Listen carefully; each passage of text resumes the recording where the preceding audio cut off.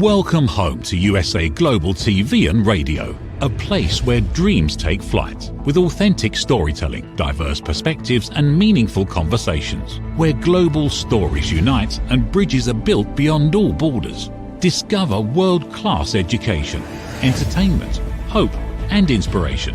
Together, we're building bridges worldwide. Subscribe to our channel, USA Global TV. Download our app, USA Global TV. Be our guest or join our team. Visit usaglobaltv.com. Thanks to our founder and executive producer, Dr. Jacqueline Kerbeck. Music score by Yeffy Tang from Cloud Road Music. Voiceover artist Mike Porter. Creative direction by Paul Garcia. USA Global TV and Radio. Your home for global connection. All rights reserved. This video and its contents are the exclusive property of USA Global TV and Radio. Unauthorized use, duplication or redistribution in any form is strictly prohibited.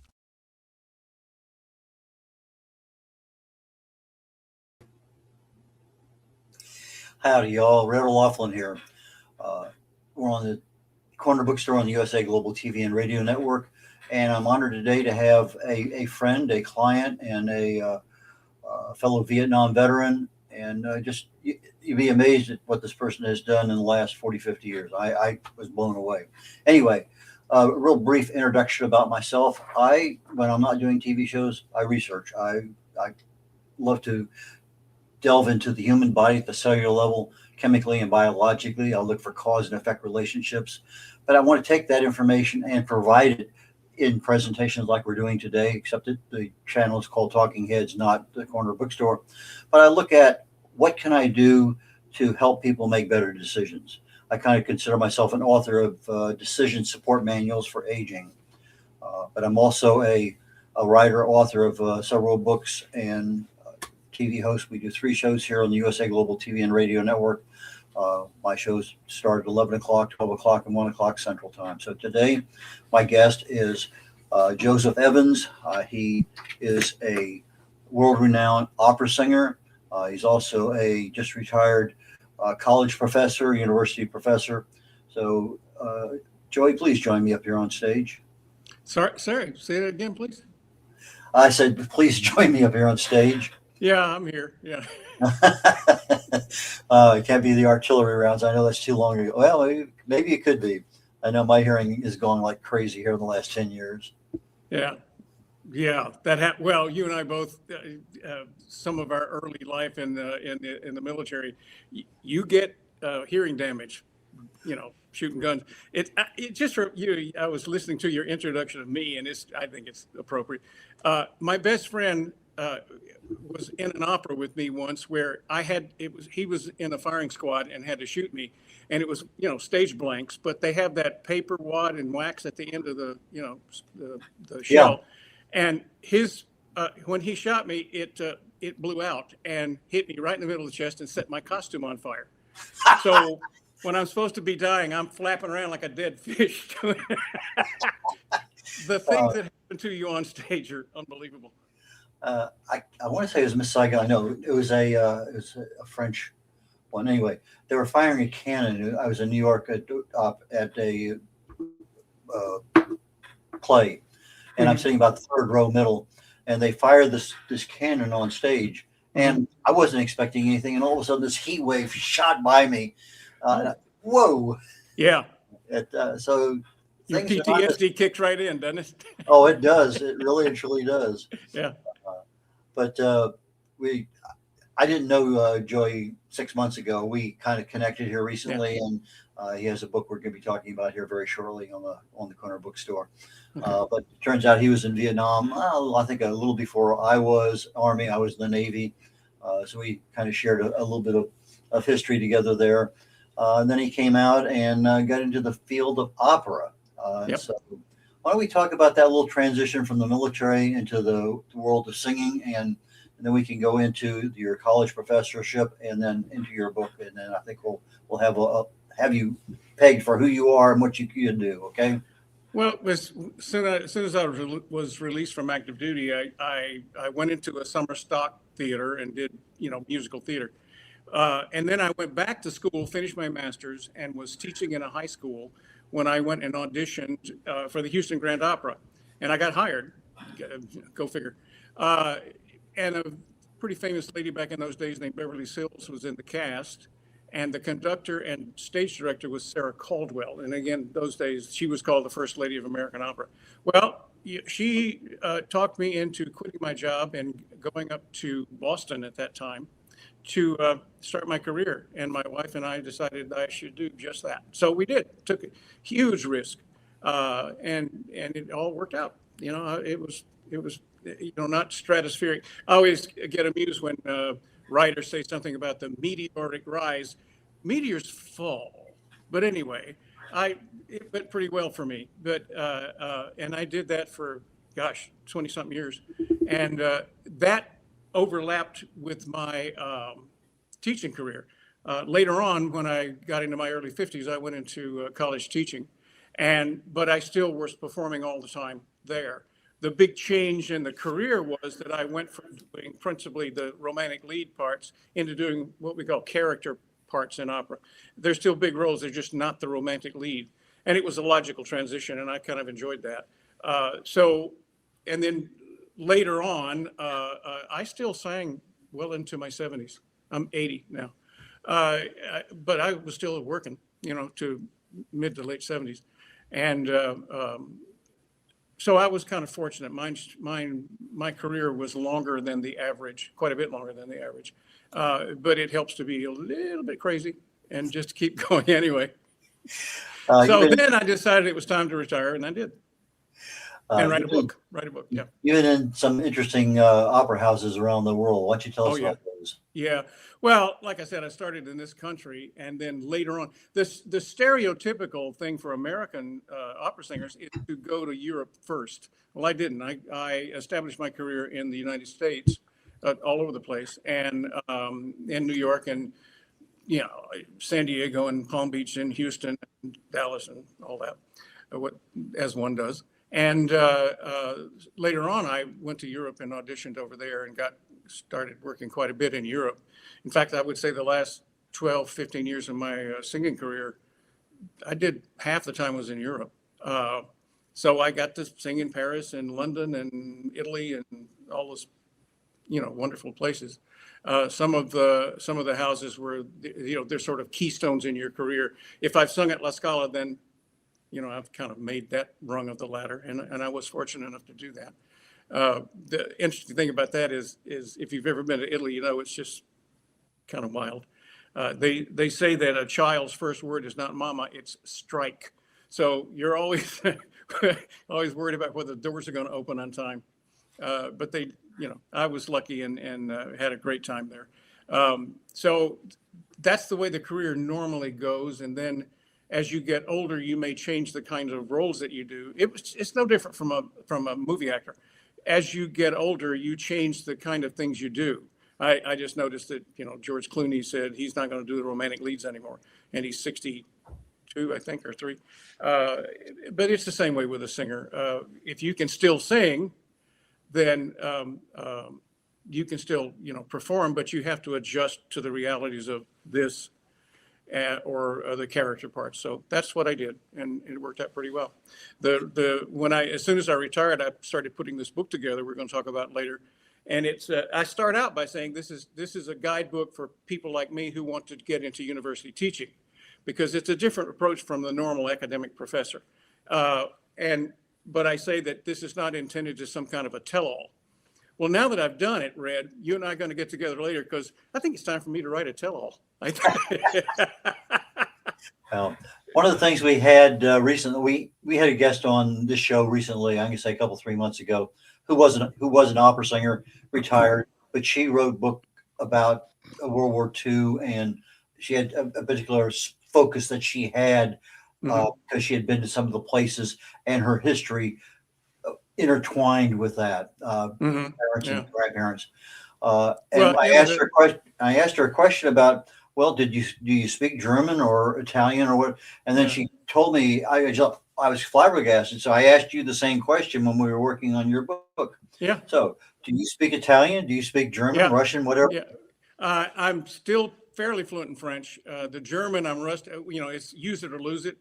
Italian and German, I can get around town, but I wouldn't want to have a philosophical conversation with somebody. I'll tell you one little thing about working in Italy that it's common in Europe. You know, we think of somebody's job as, you know, that's your stepping stone to something else.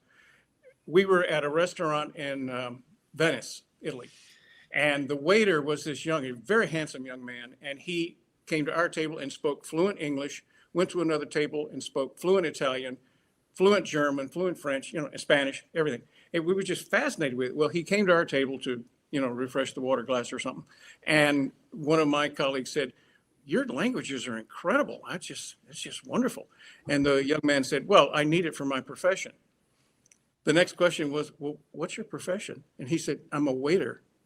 It's a different lifestyle, you know, to them, that's their profession and they are very proud of it and do it very well. And, you know, I need languages for my profession as a waiter. We think of that as a temp job, but that's just part of their lifestyle that I appreciate it very much. They take whatever their job is, they took it seriously, and, you know, and when they clock out, they go home.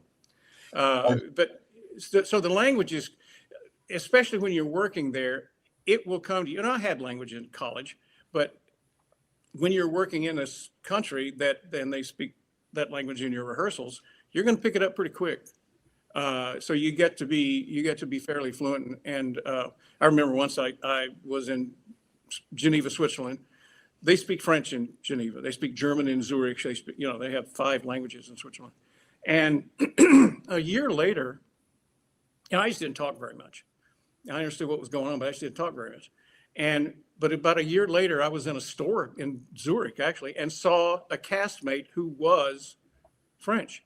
And she walked over and we just struck up a conversation. And she then looked at me kind of, she said, "You're speaking French." I didn't even think about it. So those things come to you. The college gets you kind of ready, but it's hearing the language spoken by natives that will give you a much better understanding of it. And the pronunciation is often different. In this, I mean, obviously I have a Southern accent, but in this country, we have accents that spread all over the place. Well, European countries do too.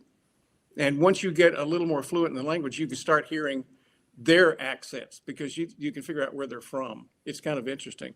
And if you go to Great Britain, oh my God, it's a different part of town has a different accent. So that's always kind of fun for me. Yeah. I was in Bahrain, and the concierge at the hotel we were at spoke 21 different languages. Wow. Yeah. Some people have a great ear for it. Yeah. But that's part of her job at that time was to handle that thing. But Mhm. you mentioned Venice, and my wife and I had an interesting experience there. We went into a restaurant and we ordered a glass of wine. They brought it out. And then they came by a few minutes later and said, "Here's the menu. You know, what would you like?" We said, "No, we just want a drink." Well, we physically got thrown out of that restaurant. Yeah. Well, when you're a visitor and come, I mean, I can't tell you this on the air, but I mean, I won't tell you the word I used. But we were in a rehearsal, and I used a phrase which I thought was perfectly legitimate, and people giggled. And I said, "I've said something bad." I called the choreographer over. I said, "What did I say?" He said, No. That means." He told me what he meant. It's really bad. But my daughter, who is fluent in French, was there, and she said, "Dad, everybody knows that." I said, "Well, I don't know it. Tell me these things." I said something pretty awful, but unintentionally. It's just the choice of a word in a certain kind of sentence. It's the syntax, not unlike English. It's the syntax that makes that word either acceptable or not. And oh boy, I blew it. Everybody laughed at it, but it's like, okay. So why did you decide to write a book? Because I went through the process myself. The whole idea started several years ago when I was in an opera. I had just taken the job in Houston at the University of Houston. And it's such a kind of a culture shock almost when you're a performer and you apply for a teaching position. For performers, whether it's, I don't care if it's piano or voice like me or saxophone, doesn't matter. Or acting in the acting class or art, those processes are totally different from a normal, like a math teacher or chemistry or something like that, because you have to be able to demonstrate your expertise in your particular field in a different way from other people. If you're applying for a teaching job at a university, you go and you do a lecture demonstration, you have a bunch of interviews, and they look at your credits and all that, and that's the end of it.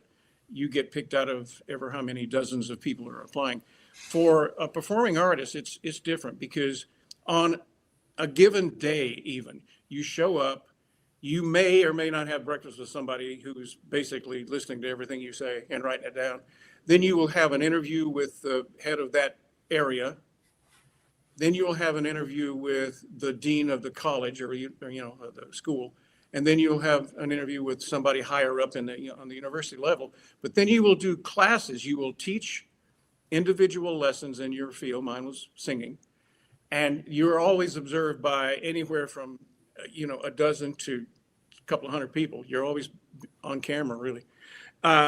So then you will do a master class, which is like you work with 5 or 6 different students while everybody watches you. And then you'll have a Q&A with the students, and then you might have dinner or something later with everybody else. And what I always advocate is that just remember that everything is a test, and you have to be very careful about how you present yourself, and you want to be honest with everything. But I in the book, I tell a quick story about we were doing auditions, and this was a person who was auditioning for a doctoral program. And the prerequisite for her current job was that she finish her doctorate. So she had to do that. Well, anyway, she came to Houston to audition for us. It was pretty good. She was 50-something years old, but she could still do it. And I noticed on her resume, there were listings for certain performances in certain cities at a certain time.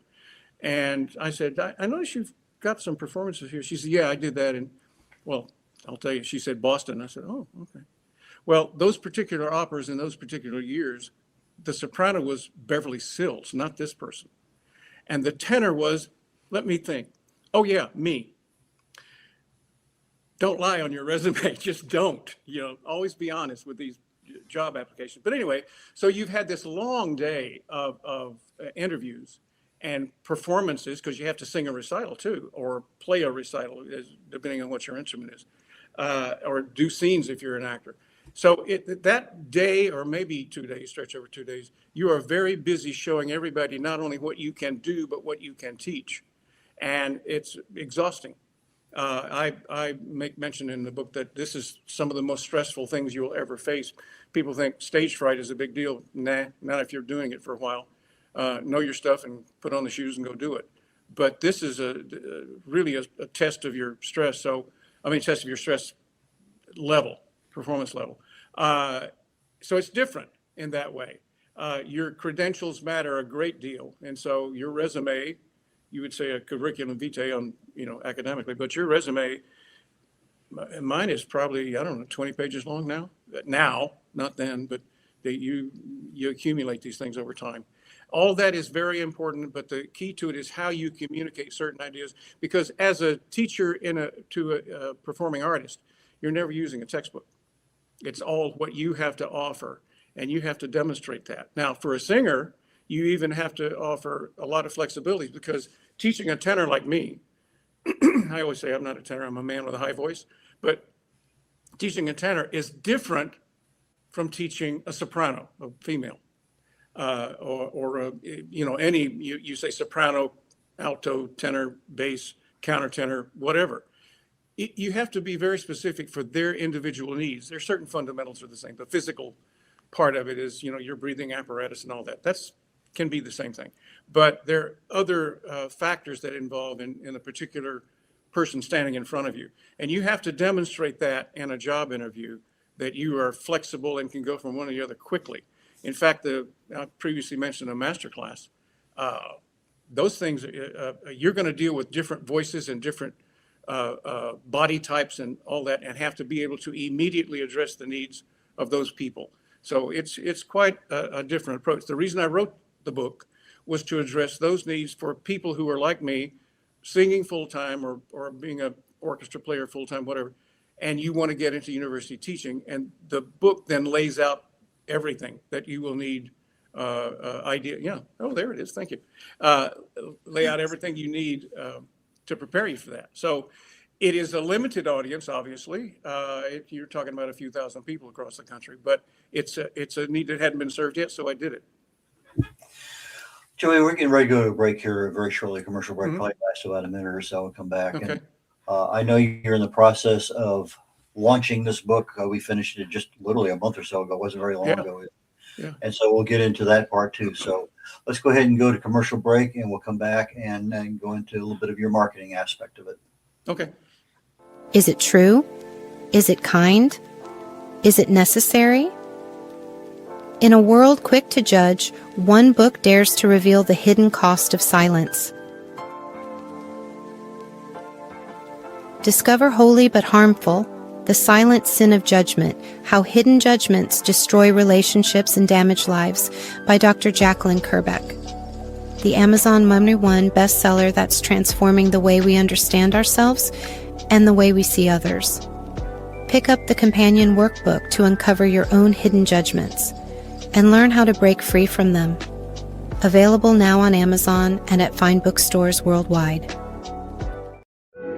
In a noisy world, true connection begins with listening. Elevated listening transforms every conversation in just 5 simple steps. Pause and breathe. Set your intention. Listen with curiosity. Reflect back. Agree on one next step. Join the Listening Mentor on Let's Finally Talk with Dr. Jacqueline Kerbeck, the Listening Mentor, where we help you find inner peace, one conversation at a time. Streaming every day, Let's Finally Talk TV show with Dr. Jacqueline Kerbeck, only here on USA, Global TV and Radio. Subscribe to our YouTube channels to watch and engage with all our content.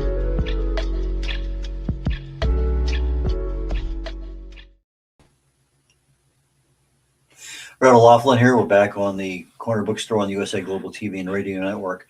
My guest today is fellow author Joey Evans. Joey, please join us back up here.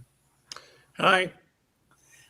You know, I was my first degree was in chemistry, and I would walk down the lab area where we were at, and I was constantly amazed at the number of people practicing singing, practicing an instrument or whatever, and they were in there for hours and hours and hours. I used to think my degree plan was pretty tough, but I had to really admire the music profession to get a degree. That requires a lot of work, stamina, endurance, etc.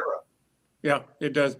And the fact is you're doing the same, we call it core curriculum, all the basic courses that anybody has to take. You have to do that too. Even in conservatories, you know, you think of conservatories, you just have music courses, but no, you've got to take the other stuff too.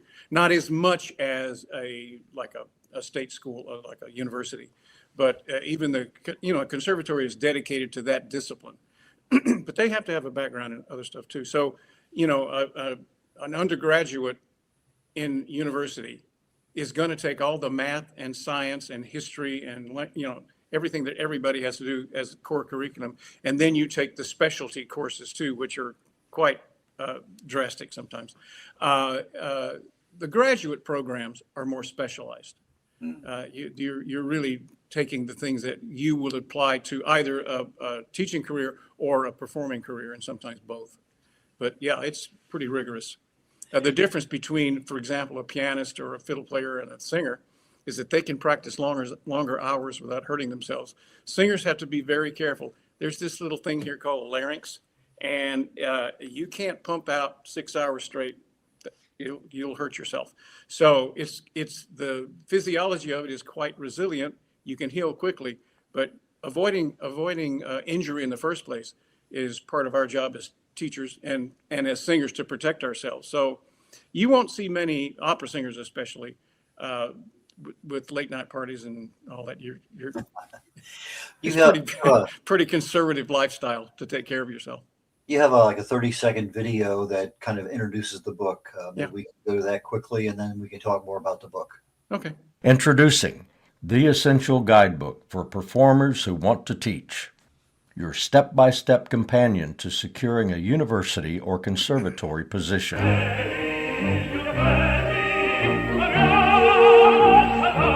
The author of this guide is the internationally acclaimed tenor Joseph Evans. He performed in the world's foremost opera houses for more than 4 decades, transitioned seamlessly into a successful career in academia, and retired as a tenured full professor with an endowed chair. This candid roadmap provides guidance for navigating the complex process of finding positions, preparing applications, mastering auditions, interviews, and classroom strategies. Step confidently into your future and thrive as an artist teacher. A practical guidebook for performers transitioning into university teaching by Joseph Evans. Available now on Amazon.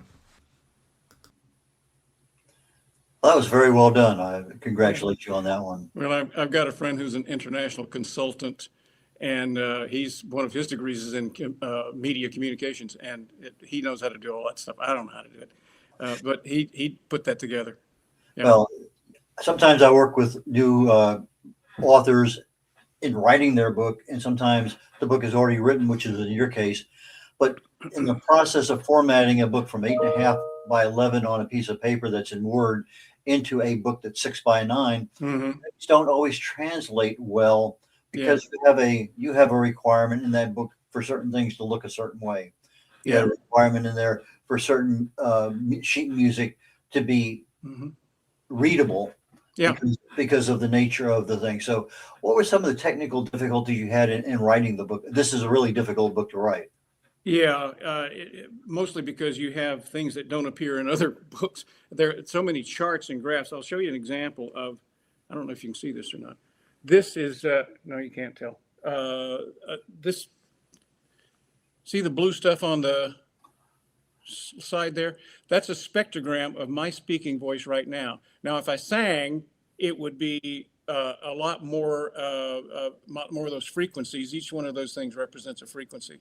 And we hadn't planned on doing that, so if it didn't work, I'm sorry. Anyway, those kinds of things in the book have to be done in a very clear, specific way, and then you have to be able to read it and understand what all those little wavy lines mean. There are charts and graphs in the book. We also included, over the years, I've been a team that published, I don't know, maybe 20, no, maybe not that many, 15 at least, articles in peer-reviewed journals that had to do with research into voice. We didn't intend for it to be this way, but over the years, everything we did had something to do with vocal health. In other words, protecting the instrument. You've heard of speech therapy. Well, it's the same kind of thing, but fundamentally what you want to do is prevent fatigue, which prevents injury in many cases. So that's in the book. But these graphs and charts, some of them are quite scientific. We reproduced the magazine articles, with permission, obviously, as appendices in this book. So you can see the original articles if you want to read that stuff. Otherwise, what I'm in the major parts of it, sometimes we'll have a little anatomical drawing, and that has to be, it's just difficult to get those things pasted in properly, and you help me with all that. So there are a lot of things that appear in this book that aren't, it's not just text. It's graphs and charts and tables that help you understand that part of it. About half of the book is, I break it up into how you find a job, because it's not a normal process. You're not gonna go to one of these job search sites online and find these things very easily. But there are very specific places where they do appear regularly, and it's easy to find them if you know what to look for. So I give them the links to it and the process to do all that. And then what you do on those days that you're going to be auditioning for them and or applying for the job, the paperwork that you're going to need. A singer's not going to know what a CV is. They'll look at you funny. But that whole process is in there, and I give examples so they can look at a pattern and look at the topics and all that and figure out how to do that. There's one little thing that many singers don't know about. Very often a university will consider professional recordings in lieu of published papers, books or magazine articles, journal articles.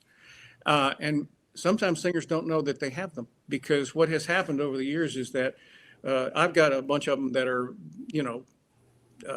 Sony Masterworks and all that stuff with a professional label.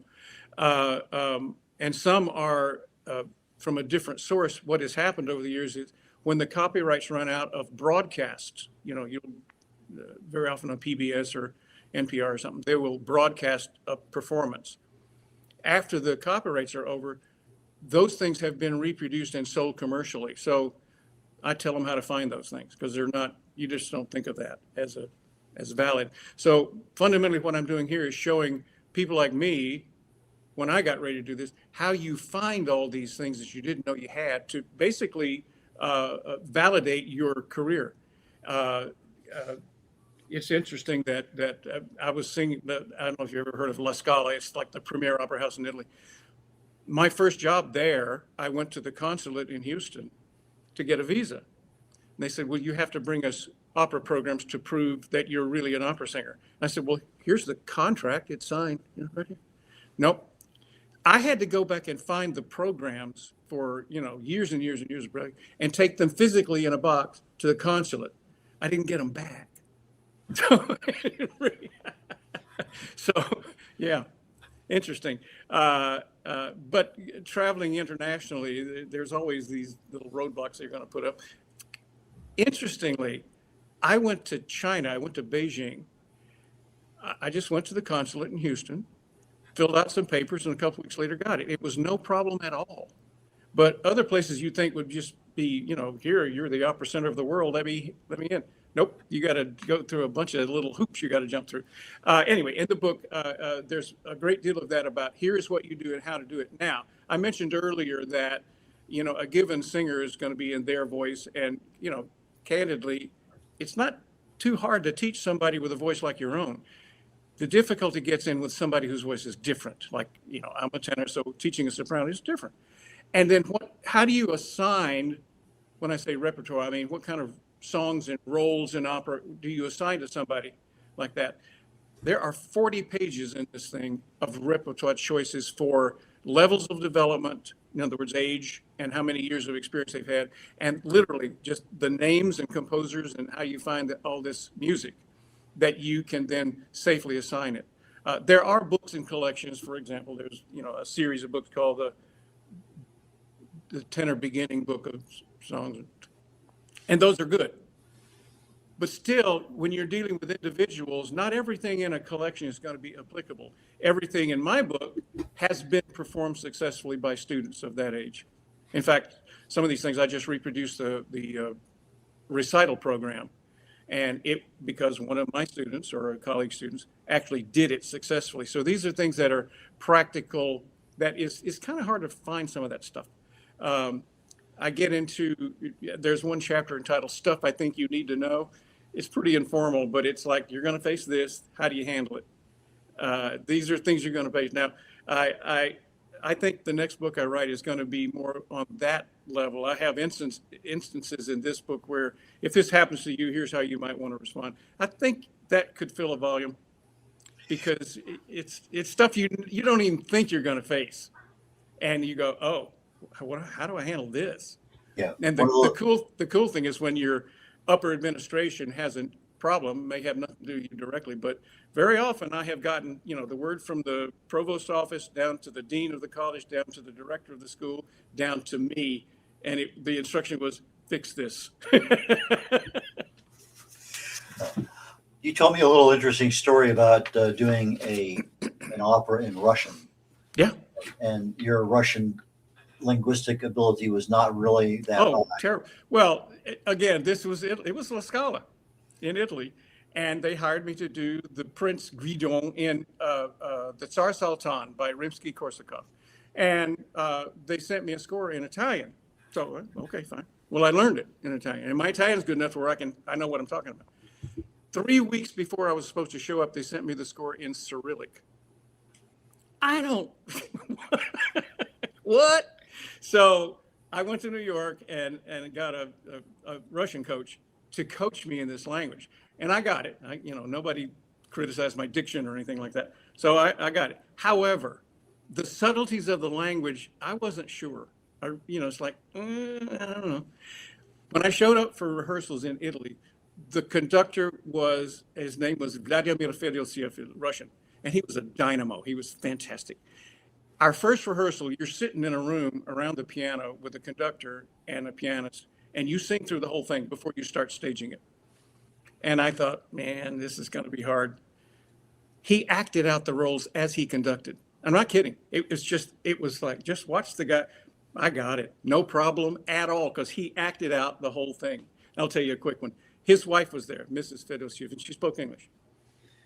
People were terrified of him. I mean, he was a dynamic, very charismatic, fantastic conductor, and they were terrified of him. But I used to tease him because he would speak pidgin English and Italian mixed up, and he would say, if you say in English, più, it means more, you know.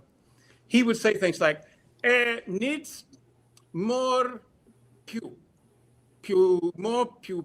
And I would go, you need more più? What? Well, the cast was like, oh my God, how do you know, he thought it was the funniest thing. I was talking to her once, the director was a total maniac, and there was something going on stage that I thought, that can't be right. And I turned to Mrs. Fedosiv and I said, is that right? And she said, it's very nice. Has nothing to do with the opera, but it's very nice.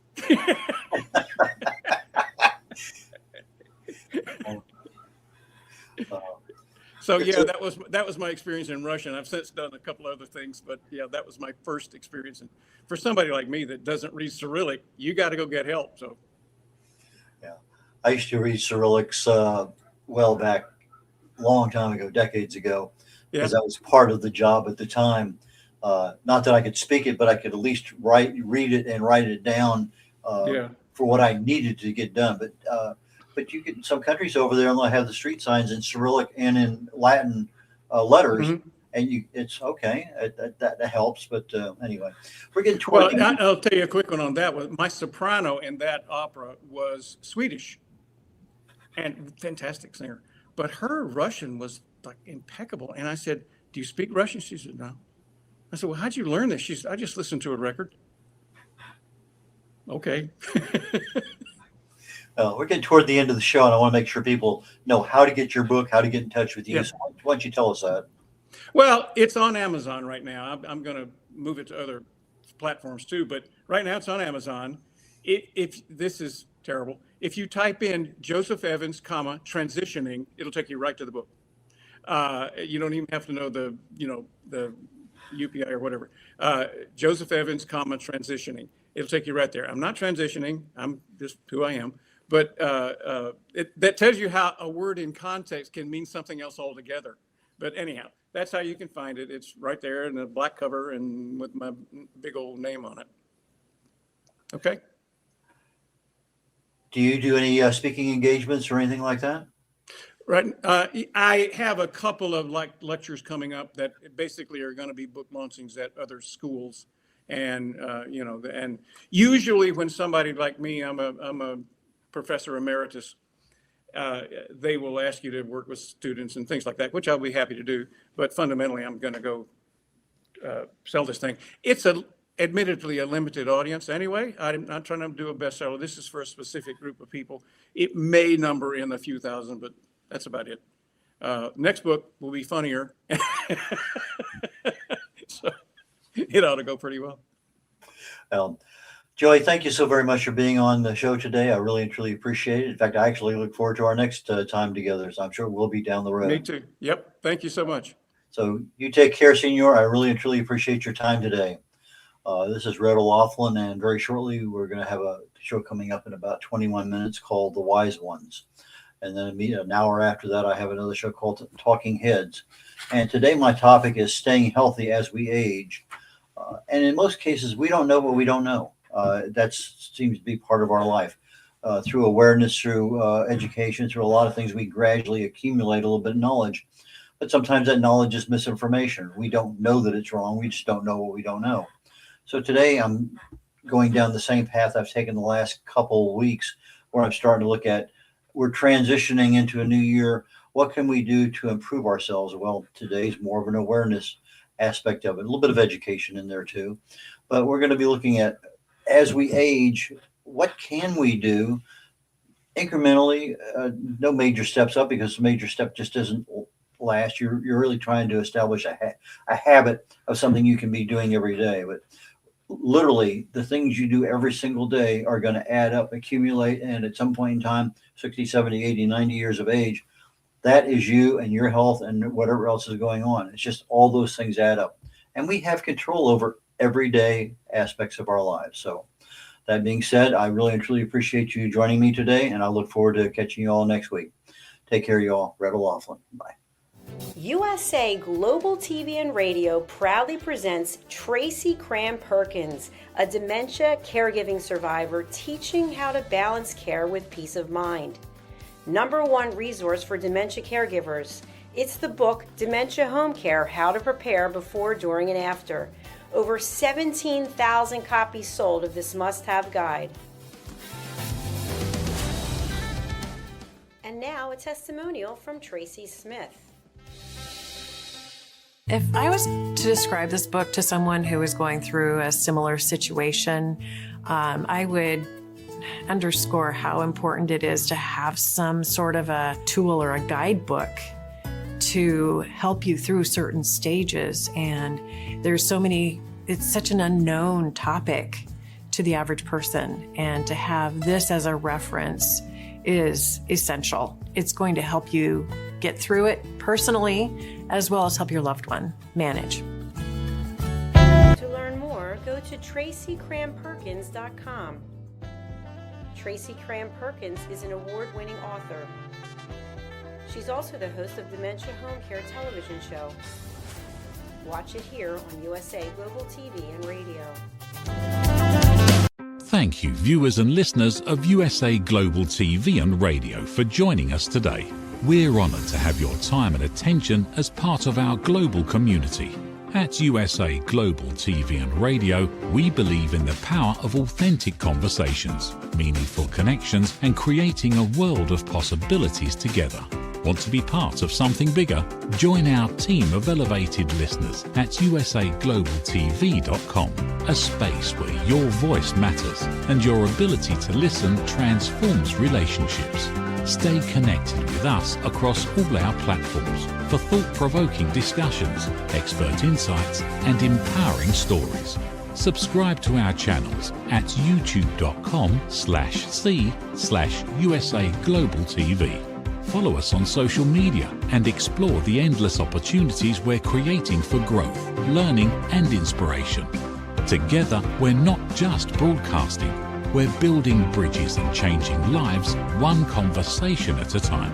For inquiries, contact us at info@usaglobaltv.com. Music by Johnny Dyes. Produced by Executive Producer and Director Dr. Jacqueline Kerbeck. Voiceover by Mike Porter. Creative Direction by Paul Garcia. All rights reserved. Copyright 2025. Visit usaglobaltv.com to view our full terms and conditions.